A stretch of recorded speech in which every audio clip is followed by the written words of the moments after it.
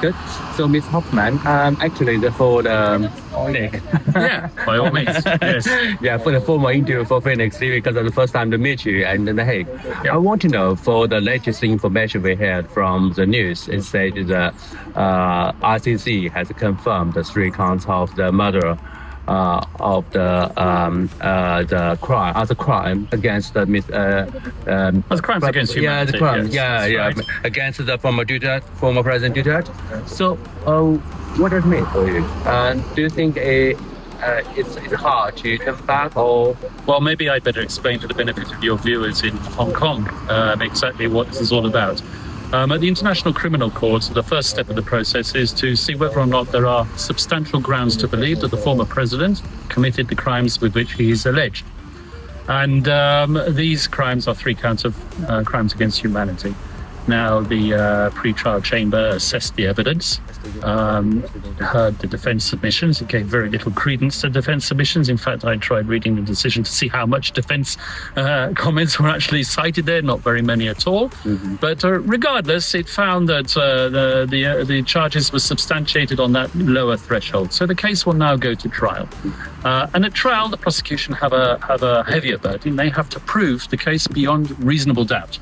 And that's very difficult. Let's bear in mind that at confirmation, which is the step of the process we've just finished, credibility of witnesses is not assessed. And who are these witnesses?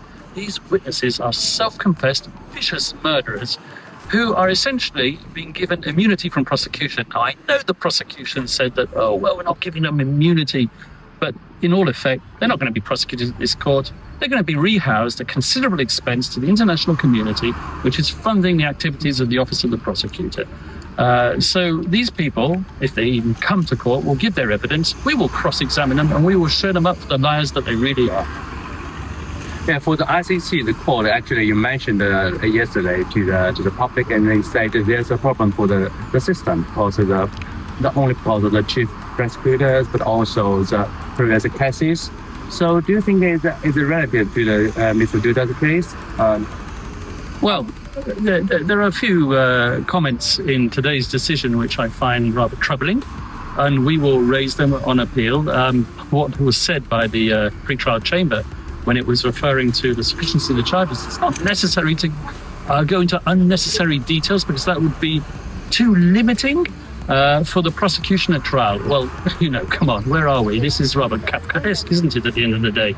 The whole purpose of a confirmation proceeding is to stipulate the exact nature of the charges so that the suspect, Mr. Duterte, knows exactly the nature of the case that is facing him, that he has to defend when he goes to trial. And the pre-trial chamber said it wasn't necessary to go into unnecessary details. All right. They say the ICC cannot survive if loses the case. Duterte has the case, as they said that yesterday.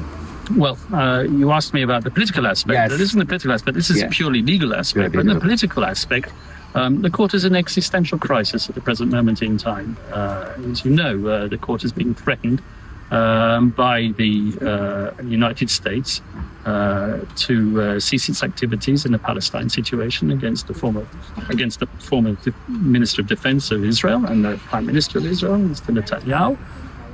And there is the threat of institutional sanctions pending present moment in time. And the court has really, without Duterte, an empty pocket. So it needs this case to survive. Compared to previous cases, because I know you work for the different tribunals for and only about the former Yugoslavia, but also the Africa, Middle East. So are they? Is this one more complicated or? This one's more highly charged, I would say, but it's not more complicated.